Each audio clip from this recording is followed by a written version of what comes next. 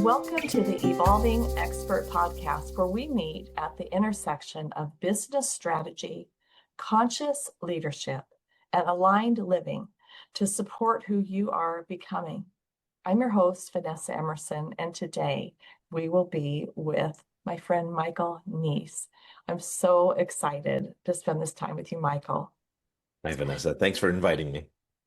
Thank you for being here. Michael is a happy accident in my world. I met Michael summer of 2025 at a professional development meeting. I happened to sit next to him at lunch and had the most wonderful conversation and recognized the heart-centered nature of this incredible human. And so I'm really grateful to be able to bring you into my community and shine some of your light here. Let me tell you a little bit about Michael. Michael is an educator, he's a professional speaker and a coach, and he's also author of multiple books, including Our Future is Kind, which is how I think of him as my kindness expert that I know, and also happens to be his web domain, ourfutureiskind.com, and multiple other books, which we'll talk about. That book offers a hopeful and grounded exploration of what it means to choose compassion, presence, and responsibility in a rapidly changing world. I think that's very poignant, given the world we live in today. Through his work, Michael invites us to move beyond fear and polarization and reconnect with our shared humanity. So today we're going to explore how kindness is not naive, it's not passive, but it is actually a conscious choice. It's a courageous choice, and that it can shape both our personal and the collective futures for ourselves and for all. So let's jump in, shall we? I'm Yay. excited to hear what we're going to talk about. Now, Michael, we always start with either a mindfulness exercise or a breath work exercise or a habit. And so I always ask my guests, what is your favorite? Is there a go-to for you when you want to center? There is one that I love, which I dreamed up, I guess, a couple of years ago. I call it the favorite person practice. Oh, tell me. So here we go. If you just close your eyes for a moment, and I want you to envision your favorite person. You don't have to tell anybody who it is in case you have people who are hoping for that spot and you've given it away to someone else. If you have multiple children, don't tell them which one. But visualize this person. Really try to get a sense of what's the tone of their voice. What does it feel like when you're holding hands with them, getting a hug from them, talking to them? Visualize this favorite person, maybe their smile, maybe the way their hair looks. Really get a good picture of them. Now, I want you to visualize a moment when something goes really wrong in your day. Let's say that you are on a multi-person email and somebody berates you for your terrible judgment and how you missed that big deadline and it's all on you because you have the brain of a monkey and you're terrible and you're ugly too. Right? We've all seen those emails or we've gotten them. Right? Now visualize, instead of the person who sent that email, visualize that it's your favorite person. Now, instead of being angry and wanting to fight fire with fire and send off that email that says, I know you are, but what am I? You're the ugly one. Instead of having that reaction, now you have the reaction of, oh, what could have hurt my favorite person so much that they would have done this? What's triggered them? Are they okay? How can I help? What can I do to make this better? I love the favorite person exercise because go ahead and visualize them. Keep that smile in your mind's eye. When you think about this favorite person, now you're honoring them. You're also finding deep down your compassion for others. And you're making it easy to respond in kind ways instead of in knee-jerk, righteous indignation. So go ahead and open your eyes back up. and think about that favorite person and keep them with you for the rest of the day. That is a lovely reframe. That was just lovely. Thank you for that. Yeah. For the favorite person. What did you call it? The favorite person? I call it reframe. What did you call it? The favorite person practice. Yeah. Practice. Yeah. I love that. That is so powerful. And I anticipate that's one of the tools or strategies you teach around kindness. It's so much easier when we know already we love someone. Yeah, Yeah. it's Yeah. so much easier to be kind. Thank you for sharing that. I feel very calm and happy. Now I got my favorite person in my head. Let's start with business or career strategy. Is there a specific business strategy or career strategy that has helped you grow your business? Love the people you interact with. It sounds really simple. It may even sound a little Pollyanna-esque. I don't care. It's the right thing. When you interact with somebody, really try to hear them, see what they're struggling with, understand their problems, try to respond out of kindness. My book In Kind, I've reframed the idea of that business phrase of, trading goats for chickens or whatever in kind exchange you have. I've reframed the idea, the phrase to mean to do the kindest thing that you can think of in any given moment.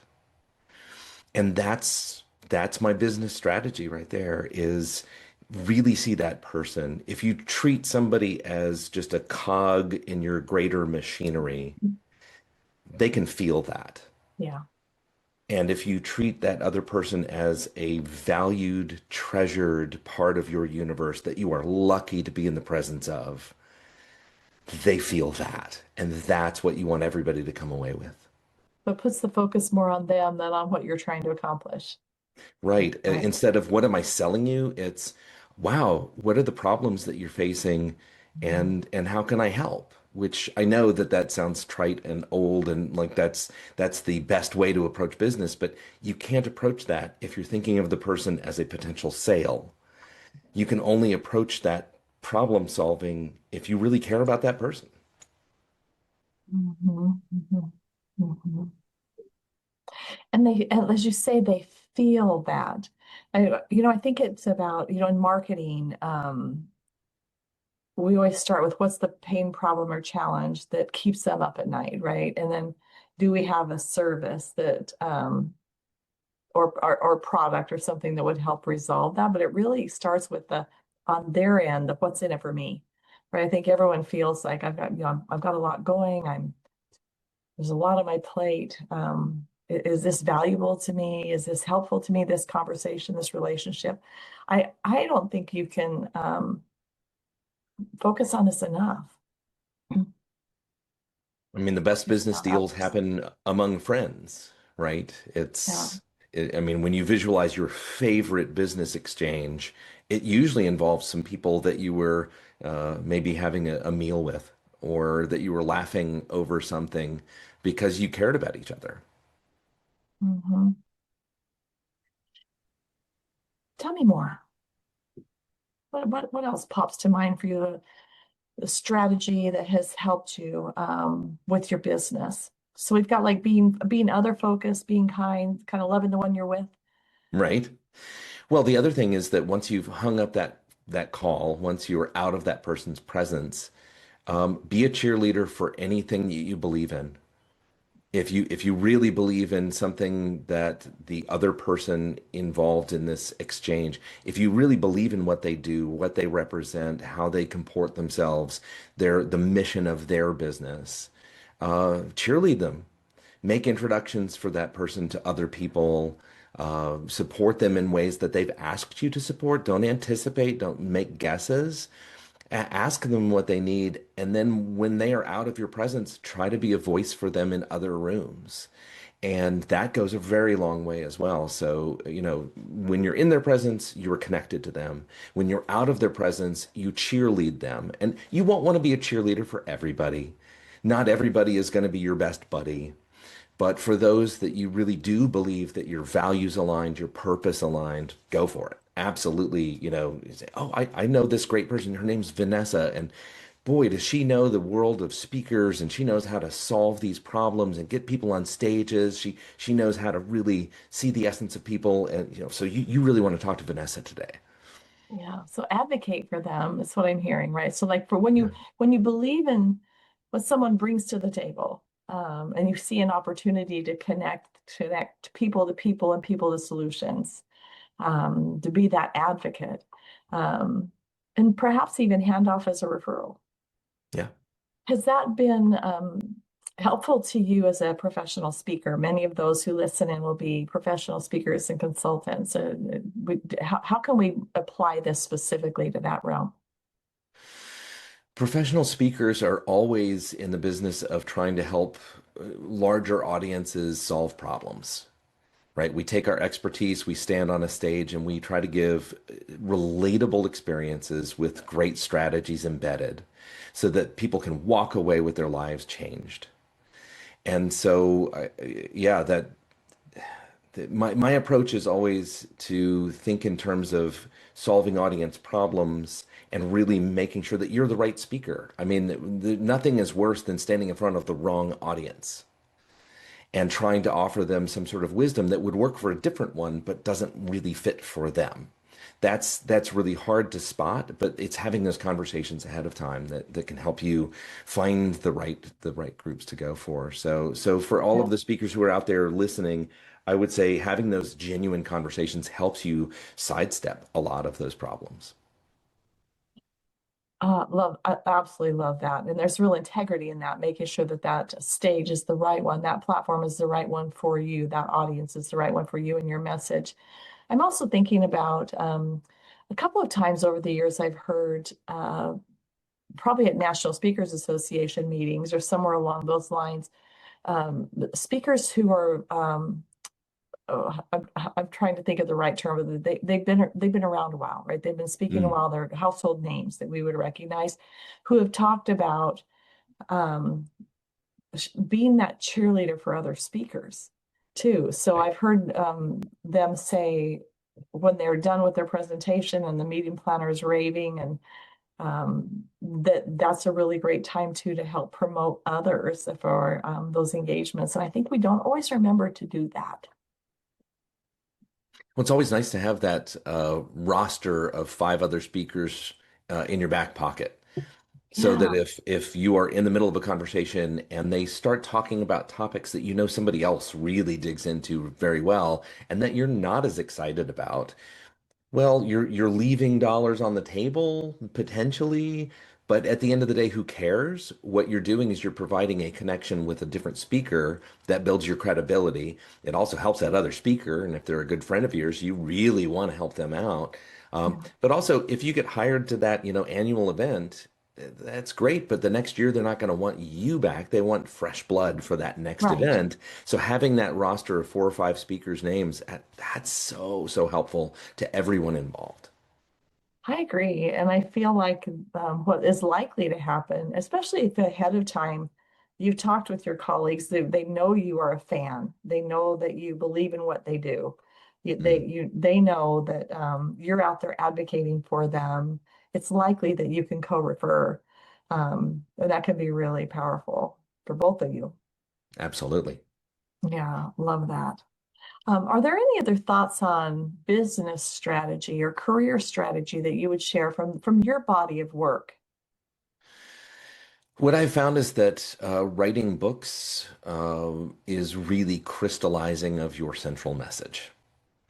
I love the idea that, I wrote in kind. Most recently, I've had another multi-author book that came out not too long ago. It's fun to get all of your thoughts out onto paper. For me, it's really fun then to edit. Bad words on a page are better than no words on a page because you can always come back the next day and try to clean it up and Yeah, and fix it and make it better. But if getting on stages is a great way to practice your message, every speech is a dress rehearsal for the next speech. Right. Then sitting there with your book and trying to write something out is you're dress rehearsing the heck out of it because you're trying to crystallize that message for people who can't ask you questions right in the moment. So you have to make it as clear as you possibly can. So I would say that when it comes to business and making sure that people know what you're about, having some body of literature that people can point to that AI did not generate, it came out of your own brain, it came out of your own hands, that means that they really know you better. And then they can reach for you when they have that next event. They say, "Oh gosh, who's that guy that talks about kindness?" Or who is that person that talks about change management? Whatever it is, they actually have some reference point. And it's also really nice that they can hand that off to somebody else and say, "Hey, I just read this really, really good book. You should check it out." And they can put it in the hands of somebody else. That is really helpful in the business world. Thank you for sharing that. It makes me think too that it's likely a vice versa, right? Like the writing the book helps you with crafting the speech, and giving the speech helps you with writing the book. And it's like kind of like they both are they feed into honing our message. Yes, Yeah. absolutely. Now, I think I heard a little birdie tell me that there's a book project for you coming up. Could you, are we to where we could share a little about that? Oh, sure, absolutely. Yes. I am writing a multi-author book, and I'm the lead author in this one. I've named it after my company. So this is the Our Future is Kind, and the subtitle is The Ultimate Guide to Making a Difference. And it's really fun trying to find the exact right people to plug into the book because Mm, at the end of the day, Our Future is Kind. It's my brand. It's my company. It's yeah. something that I really believe in, and I only want to go down this path with people who also believe that we need to create the best possible future. And so, yeah, I'm very excited about it. I'm writing the introduction and the conclusion in one of the chapters, but I have 24 other slots. I have a few that are already spoken for, but I'm really looking for these great either budding authors or people who are already practiced authors who just really want to make a difference in the world. That's lovely. How do we participate if we would like to be considered? People can just reach out to me.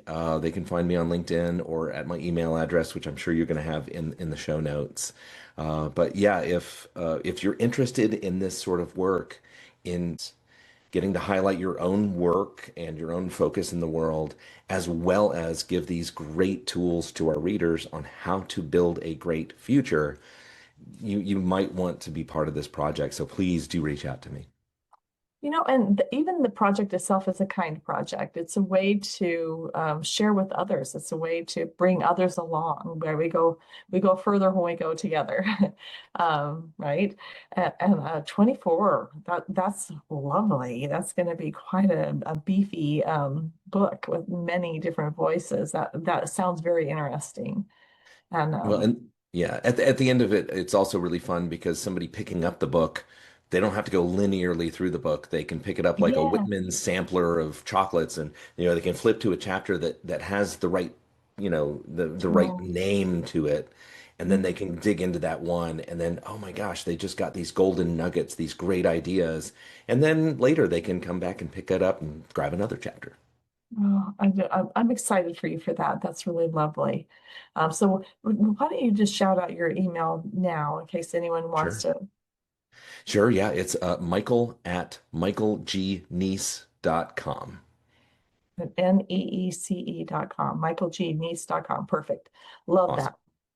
I really like to think about consciousness and awareness and responding versus reacting, and these kind of self directed, self managed, conscious leadership topics. How we can show up in the world as a leader, no matter what the job title is, right? It's really more of like being a leader in your home, your community, and on the PTA, on the HOA board, on the, wherever we show up, we have opportunities to be conscious about our choices and make choices that help improve and help bring people along, right? For in a positive way.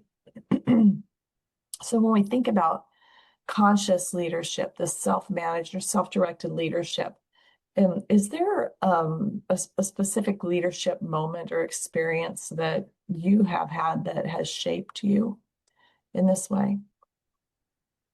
A leadership moment that has allowed me to affect a team. Is that the question? However you'd like to use it. It could be as a father, as a brother, as a community member, as a owner of a business. Like what comes to mind? A leadership moment that has shaped you, or that maybe you've seen with someone else. Well, like whatever pops to the top, we'll trust is what's meant to come out. Sure. I was working at Moorhead Planetarium in Chapel Hill, North Carolina, when I was a student at UNC. And my first boss, my first supervisor was Jim Horn. Um, and I love that man. He's just down the road from me. He and I, every once in a while, still get a lunch or a breakfast or something. Oh, that's lovely. Jim Horn helped shape me into the leader that I have become over the years. Mm. I started there as a student at the lowest end, and then after a year, I was promoted, and another year, I was promoted, and suddenly I was in charge of a lot of students. And Jim really helped me think through, how do I guide them? How do I protect them? How do I listen to them, get them what they need?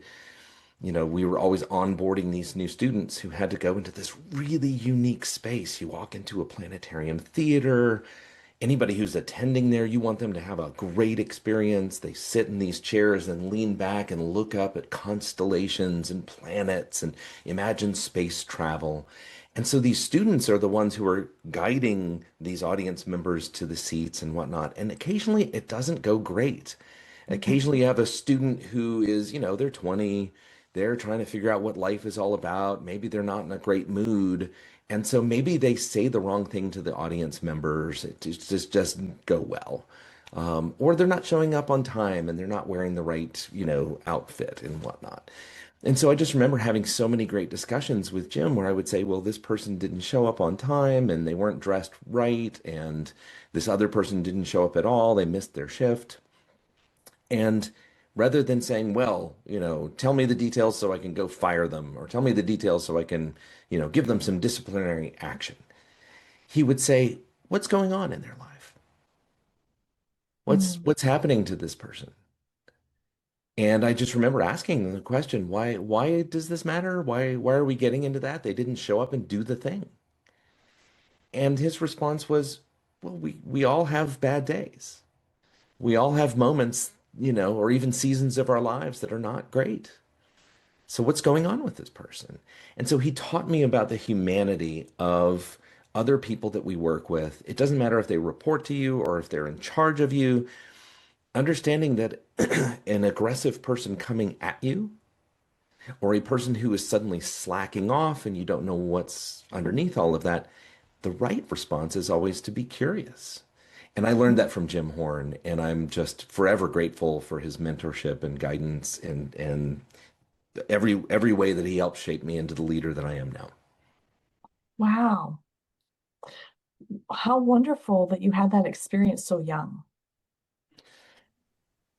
Yeah, yeah, yeah, and not everybody will end up in a situation where you have a supervisor who automatically also becomes a mentor. That is Right. not a guarantee in the world. People are busy, they don't read your mind, they don't necessarily know that you need a mentor. But Jim took the time to really ask those questions and be there and sit with me. And he taught you to see the person, not the experience that happened, the circumstance. It's like he taught you to look beyond that. Boy, that's really powerful and can be applied at all times in history, but definitely today. We're looking at people beyond how we may see them show up. Makes me think of when I was much younger, probably 30 years ago. Um, I worked for a general surgeon who was just an incredible human.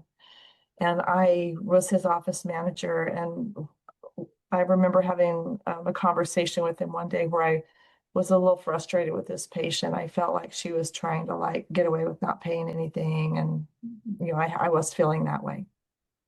And I brought her chart to him. And he said, now remind me, because there's so many people, right?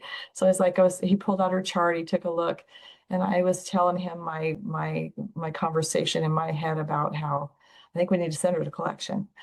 And he said, he put the chart down, he looked at me, he says, I have so much respect for her. He says, she's had such a hard life. He says, she's really pulled herself up. Makes me emotional. Mm-hmm. She's really pulled herself up by her bootstraps. He said, I do remember talking to her. And then he started telling me just a little. I didn't overshare, but like this is, she's really had a tough life. He said, we're just gonna let this one go.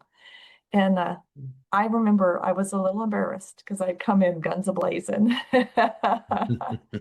But I will never forget that conversation about seeing the person and seeing their situation. And what was more important here was helping a human thrive, Mm-hmm. right? Which is what you're Right. talking about. Recognizing they're having a bad day. Maybe there's something big going on. We don't come into work and just start sharing, everything going on at home, right? So that's really important. Mm-hmm. And so Jim is still your mentor and still somebody you can spend time with. That's lovely. I hope he has a chance to hear this, and you honoring him that way.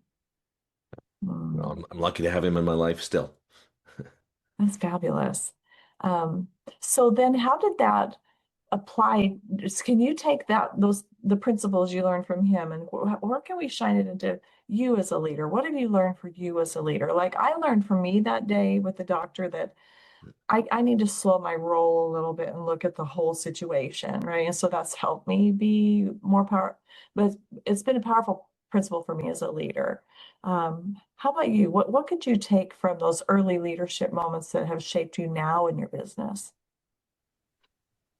It's made me more aware of the fact that as much as I think I know about the universe, I know the Michael Neese version of it, Mm, right? And so when it comes to leading teams, when it comes to consulting with business leaders, I have a CEO right now that I'm working with to try to help make his organizational structure stronger, and to make sure that his people know and trust each other better, and really see things better. But it is really easy to forget that we have only one perspective and we need to listen for all the others. And I'll tie this neatly into a little present here with a little bow on the top. Uh, I am a straight white male living in a country where that is valued highly. mm, And it means that I don't necessarily show up with the same biases aimed at me. And so when I'm working with women, when I'm working with people in groups that have tr historically been suppressed or overlooked or ignored, I try to check some of my bias at the door, but then I also just try to ask questions. It's really important to understand the other person's experience. And where I have seen this in very real, stark conditions, there was a survey that was made of jurors who were being asked questions. Are you worried about crime? And they asked these potential jurors one by one by one, are you worried about crime? Are you worried about crime? Where would you say on the scale that you're worried about crime? And the vast majority of men who sat on that stand said they weren't really worried about it. And the vast majority of women said they were worried about it, because women walk out into parking lots at dusk and look around and have to assess, am I safe here? Do I have a buddy? How far away is my car? Do I have my keys out? And those are simply things that are not as present or as ever present for a lot of males in our society. So when it comes to my leadership, if I'm sitting down with a male leader, female leader, or somebody who's part of a group of a religious minority or a racial minority, I try to ask questions. I try to educate myself before I even walk in the door as much as I can, so I don't have to ask very many questions. But these all come from that same place of curiosity that Jim Horn taught me about the people in our care. You really want to know the other person and the experience that they're going through, and one by one, people are different. So it's good to stay curious. Oh, amen. I hear you. I mean, that right there, that's such a powerful concept. It's good to stay curious because we can tend to think we know it all. Um, love that. Thank you for sharing that. Um, I I would like to highlight that you have an Amazon author page with multiple books. In fact, we can see those books behind you on the shelf. Joy Unleashed is a multi-author book that was led by Sherry Elise. She is known as America's Joy Magnet, and that is such Oh, an apt mm, label for her because she knows how to bring joy to other people and to highlight how to do it and how to live your best life. And that's what this book is all about. So she led 24 of us co-authors. It's the same publishing company that is going to be producing my book as well by the end of this year. But yeah, Joy Unleashed is exactly what it sounds like. It is 25 little vignettes and strategies or sparks that help light the fire of joy within you and within your heart. So if you pick up a copy of that book and just flip it to any chapter that looks appealing, it's probably the right chapter. And so it'll give you those little strategies, tips, and tricks on how to really rethink your life, to reframe something, to grab hold of that strategy and find joy, create yeah, joy. joy is an ultimate expression of emotion. And so, if our listeners would like to learn more about Michael's books, we have an author page, an author shop page. I'll be sure and put that in here. Is there anything you want to share about any of the other books before we move on? Oh, just be a cheerleader for books that you love. So if you pick up one of my books and you really love it, tell a friend, give them a copy, do something like that. If you find other books that you think I should know about or that Vanessa should know about, please let us know because I'm a voracious reader. I think that it's a window into somebody else's mind and heart, and it gives you a chance to learn something new. So let me know about your favorite book recommendations too. Oh my gosh, yeah, I love that. Um, Books are so important, that sharing of knowledge. And I think we'll always have paper books. I mean, I definitely am an Audible person, but I was just thinking how we had just recently in January, we had our expansion retreat, and we had a whole pile of books. I brought some of my favorite books to give away, and they were all gone by the end because who doesn't want the feel of the book and then the knowledge? It's just such a yummy experience. I love that you're an author, and I love that you're sharing that way. I think it's such an important medium to keep going. So thank you for that. Thank you for contributing to the knowledge out there that way. Let's talk about living in alignment. We've been talking about conscious leadership. We've talked about like what are some strategies for growing our business or growing our career, but let's get like more to the core of this idea of living in alignment. I would ask you, like, what does living in alignment mean to you? It means having some courage in those moments where it would be easier to cut a corner, Mm, when it would be easier to just not live a value, and reminding yourself what are those values? What are the things that you truly believe in? So I believe in kindness. Kindness is not weak. Kindness is one of the strongest, hardest things that you can engage in, and it's one of the things that we can use to build the future. And just one very easy example is if I've recently gone through a divorce and I have talked to other people who have gone through similar circumstances. And so many people say, the apps are terrible. Isn't it horrible trying to find your person and you're looking through and you communicate with the people and you don't hear back or you hear something and it's just a terrible experience. And so, in trying to go through some of that experience myself, I just try to be really genuine. And if somebody has reached out to me, I try to just tell them just seriously and kindly who I am, what I'm looking for, what I'm going through, and if if things don't go well, I just try to say, well, it's been great to know you, as opposed to Oh, ghosting somebody, as opposed right. to just saying, oh, I don't have to reach out to that person ever again. I mean, things can peter out and you don't have to have the wrap up conversation if you've gone on a date. But the reason I bring this up is that it is so hard when big emotions are involved to sometimes say what's real and what's true.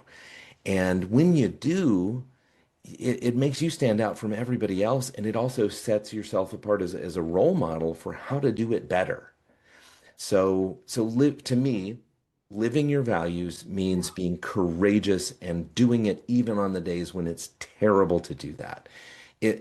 And I know that you and I both love pets and cats in particular. I thought you were going to say Star Trek, but pets, yes. Well, we both love Star Trek, but I mean, imagine that somebody was driving around your neighborhood and hit your cat with their car.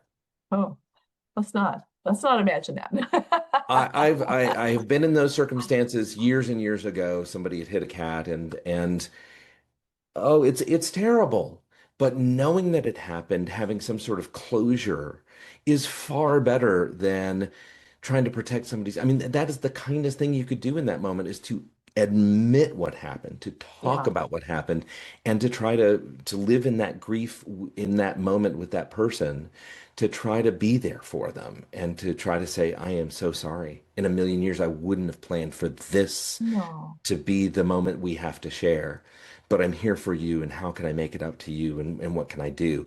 That is infinitely better than, just pretending it never happened and going along the way. That's nice. Nice is pretending that everything's fine. Kind is having those truthful, honest conversations that need to be had. Wow. Wow, that was powerful. That's true. Absolutely. And I'm thinking, I'm hearing emotional maturity in here in what we're talking about and emotional intelligence, right? And like everybody has the ability to be emotionally mature, the ability if they would like to practice and flex those muscles. But you're right, it really starts with courage. I hadn't really thought about it that way. It's brave. I think people are very inflammatory in general in the world right now. So we see, in the news, we see a lot of that out in the world. And this idea of the courageousness that you're sharing to be able to be kind and not have to prove that we're right is what I'm taking from our conversation today. Would you give me like a wrap up follow up for this whole conversation? I feel like that's what I'm taking from it. But this idea of being kind. I'm glad that you brought up ego, Vanessa, because I think that's the one big problem we can run into. It's well, I know what the rule is, and you violated the rule, and I can't believe you would have done that, and now I'm going to be righteously indignant at you. Yeah. And that's coming from a place of my ego, I'm right. If you did this thing and you get away with it, I don't know why I should have to follow that rule. And so it just becomes it becomes about me. I think a healthy ego helps you to ask for a share of the food when food is being distributed and you didn't get enough. And I think a healthy ego does that. And I think we should all have a healthy ego. I think it's okay to say, hey, in case you didn't notice, I also I'd like need to some eat. food. And I think that's fine. Yeah. I think the unhealthy ego is when somebody passes you on the highway in the wrong lane and they are trying to teach you a lesson is what your brain tells you. They're trying to go faster than me. They're getting ahead. And that inflammation of ego is this sense of I shouldn't have to do these things. Don't you know who I The am? indignation. It's that Oh, indignation. And as soon as you give other people nothing to push against, all of the emotions come down and everything's a little bit calmer. So if in the HOA they're saying you shouldn't be able to plant these types of flowers or you should be trimming your grass more often or whatever it is, if the egos that are present there are too big, the easiest thing in the world to do is to step away and say, I'm not going to give you anything to push against. I don't really have strong feelings about that. I can see that you do. Are you okay? Checking in with the other person is really helpful. But at the end of the day, you don't have to go to those meetings anymore. I mean, that is a solution. Another solution is to say, wow, that sounds like it's a really big deal for you. Can you tell me more about that? And just let them have the chance to expound so they can get out all of the toxins. And then once all of the toxins are out, oh, I had my say. I was able to express why I'm so upset about this. Oh, okay. How are you feeling now? Are you okay? All right. Let's come to a good, reasonable solution for everybody. Let's see how we can do with that. But Yeah. giving everybody the chance to say their say, sometimes that's the solution.